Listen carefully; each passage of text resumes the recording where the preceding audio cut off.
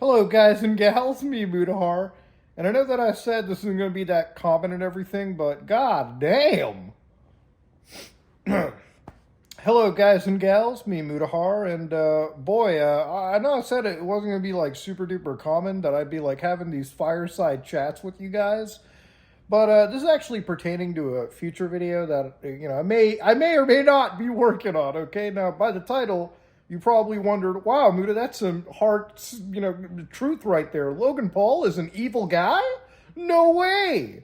Now I've made plenty of videos talking about influencer scams, cryptocurrency scams, straight up fraud.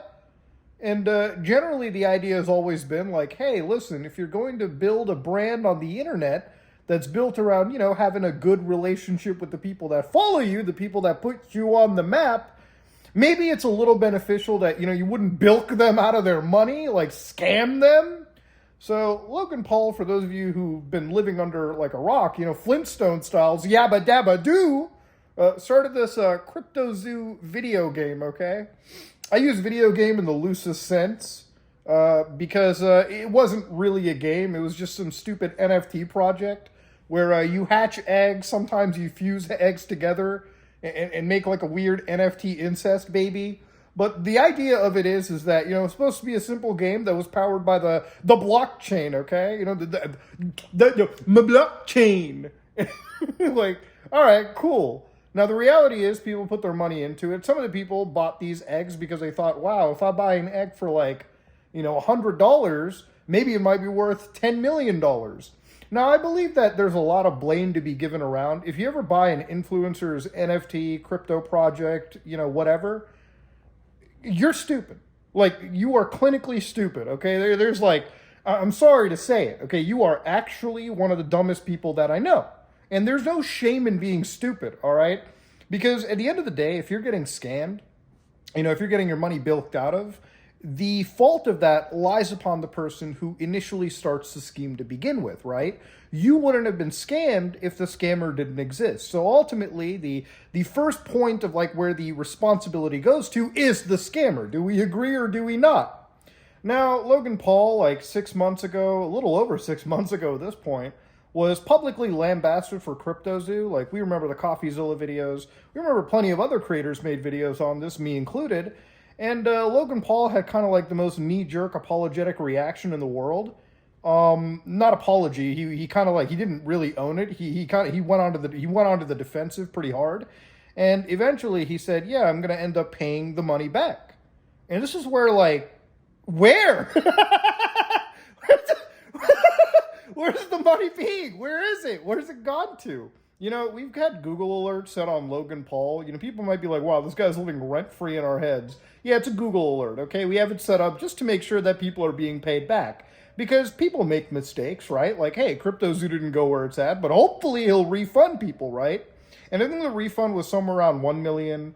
I'm going to be really liberal and just say that maybe it was around $2 million or something that Logan Paul had to give back.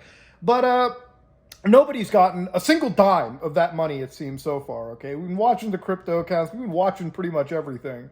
Nobody, it seems, has actually been paid back for the CryptoZoo stuff, period. Now, in my opinion, I'm one of those people where it's maybe I'm going to give this guy the benefit of the doubt. Hey, maybe by 2024, CryptoZoo 2.0 will launch.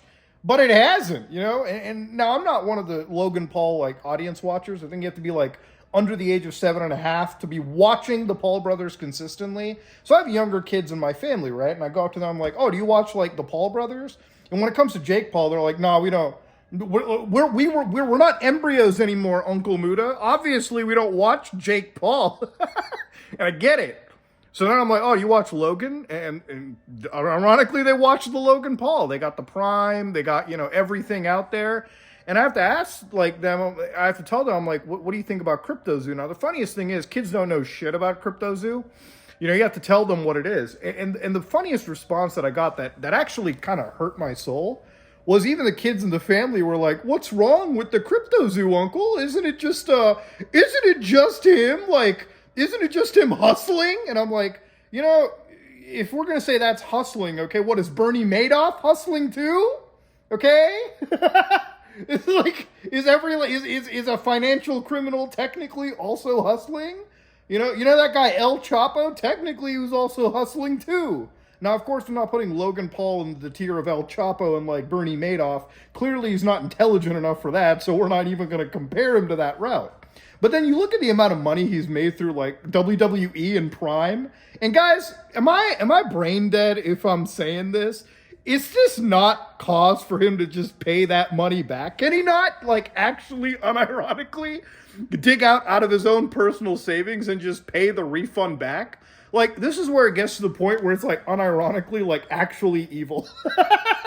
That's where it comes down to. I feel so bad for the people scammed by this project that I'm willing to take $2 million out of my own personal, like, money and, like, give that to people getting scammed. Because I genuinely do feel really bad about people like that. I mean, like, hey, at the end of the day, these are people who thought, man, maybe I'm joining into a game. Let's be realistic. A lot of people buying an NFT blockchain project are buying these stupid projects because they think that they're going to turn $100 into $100,000. And generally, when you find people like this, the problem is a lot of those individuals are like destitute for money, okay?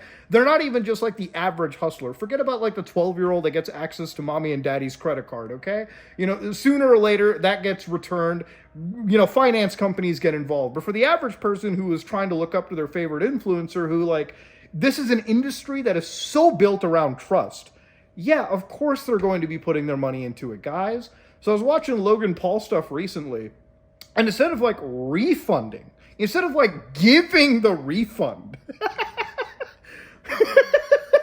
he gets married, which, hey, getting married is great, okay? I really hope, like, Logan Paul spends the rest of his life with this person.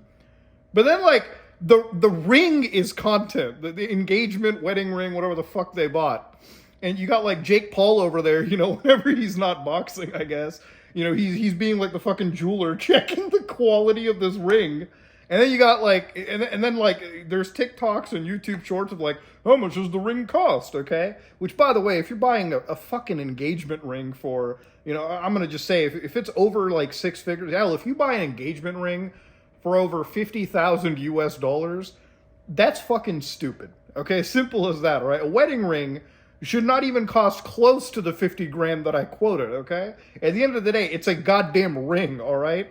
Buy actual investments. Like, I don't even care how rich you are. You could be like Elon Musk rich, and even Elon Musk would agree, yeah, it's $50,000 for a goddamn rock is pretty stupid, I'm just saying.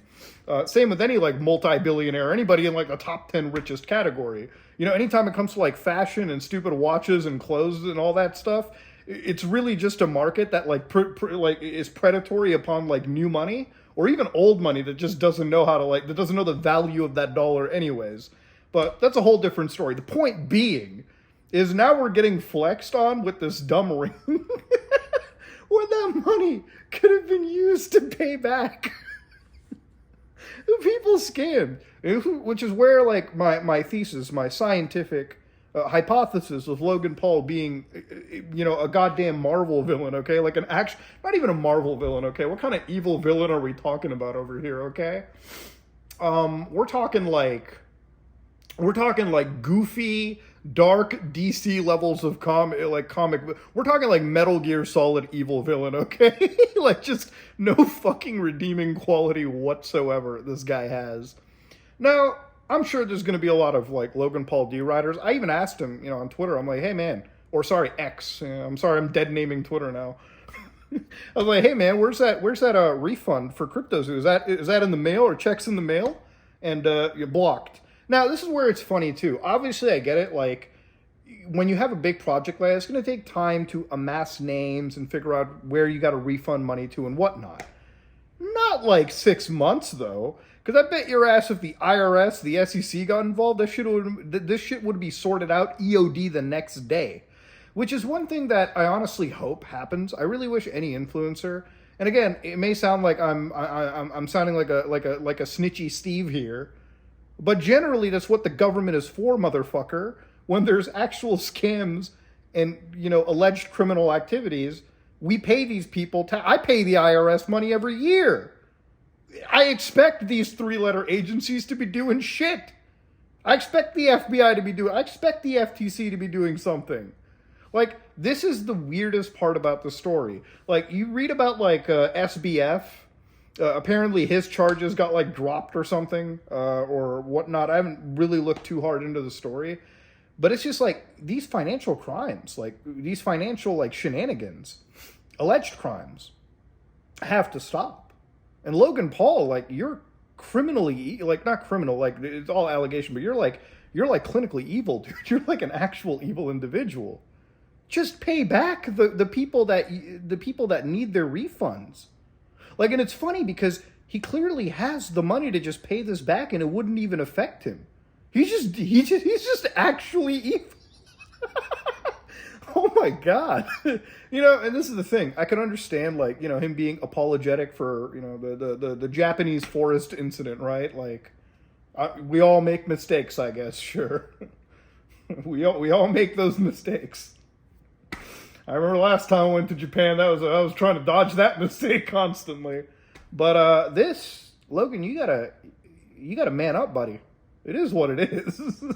But it is one of the things. If videos like this is all it takes for him to, like, come out, like, you know, instead of being a turtle about this, then people need to put the pressure on individuals like the Pauls, like any influencer that's willing to do it. It's just what's right is right.